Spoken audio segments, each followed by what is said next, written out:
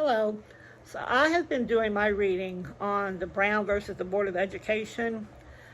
I found that what I originally thought I was way off base on, I thought that when the Brown versus the Board of Education was decided in 1954, that all schools had became desegregated at that time and that there was no longer an issue. Apparently, what I thought was correct was not what happened.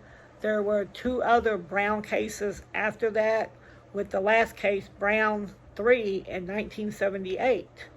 To me, that was surprising that this went on for more than 25 years before schools actually started becoming desegregated.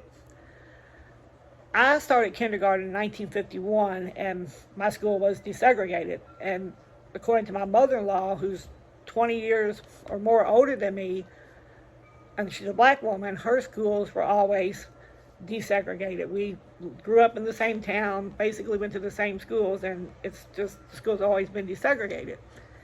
So I also remember being a child. I was probably 9 years old, and I remember busing issues in Louisville, Kentucky. I remember the grown-ups talking about what was going on in Louisville and the parents protesting and all this big issue about busing.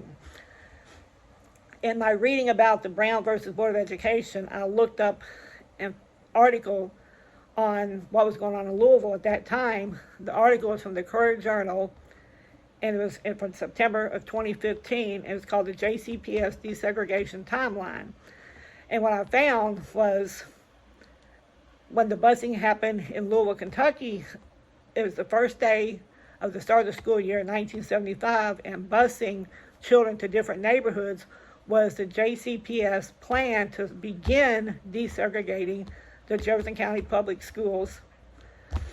And this was 25 years after Brown versus the Board of Education. To me, I was unaware of that. Right across the bridge from where I went to school at, the schools are still segregated as of 1975. And when they desegregated, it was a problem for the parents.